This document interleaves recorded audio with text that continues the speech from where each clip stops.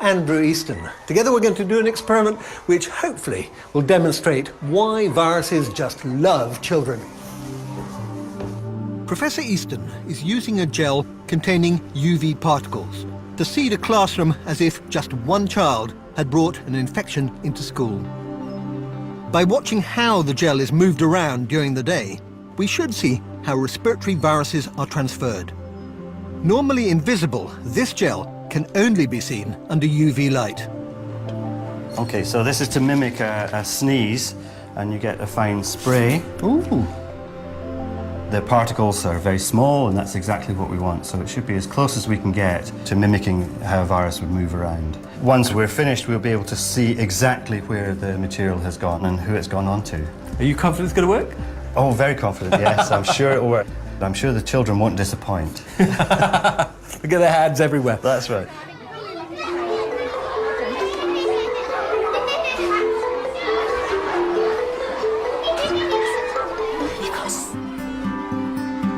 Throughout the day, we reseed the gel to represent what would happen if an infected child was sneezing or coughing.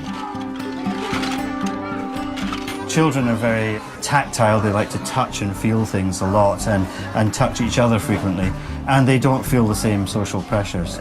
They're not as inhibited as adults are. Also, of course, they interact in larger social groups than adults. Yeah.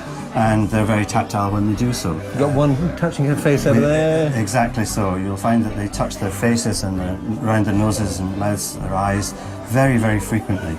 It is astonishing when you think about it. You know, you can see there. So very good. Wiped his nose with it. Yes. And then presumably he might put that down. Some other kid will pick it up, or he might just. Yes, there we go. He's handing it on to another child. And we can hear coughs and sneezes from the children as we're here, and they will be spreading infection. And at the end of the school day, we black out the windows to see how much of the classroom has been contaminated.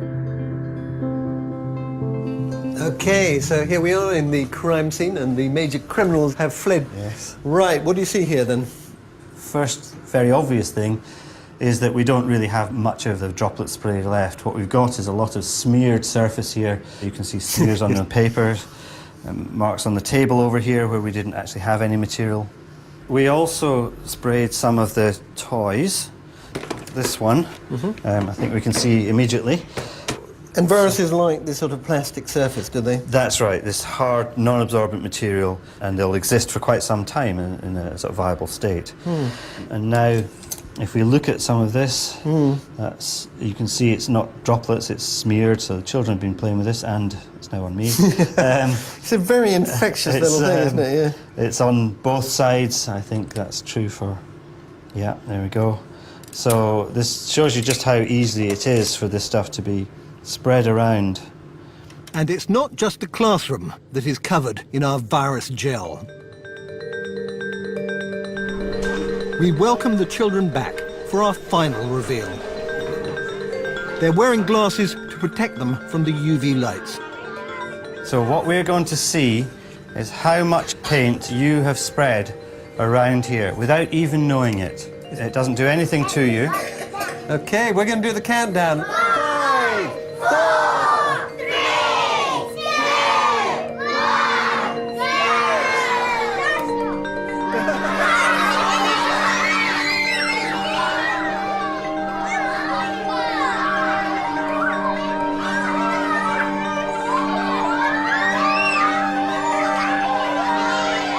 He's got there, around the nose. I've got it all over my scarf. It's off the table. Even teachers get it. It's basically gone absolutely everywhere. And what's interesting is you see it up the nose, you see it on the face. I think it's worked very well, probably too well. And this little girl here has got it scattered all over her hair. I have got it all over my hands, haven't I? I managed to pick it up. That was chaotic, but it was very dramatic, I have to say. I mean, the things I noticed were they'd managed to get it all over themselves. They got on their face, hair, noses, and things like that. What did you get from it? We were trying to mimic a situation as though it was only one child that really was infected. So at the end, we could see there were several children who had picked up this material. So it demonstrates that the spread is very efficient, it's very effective.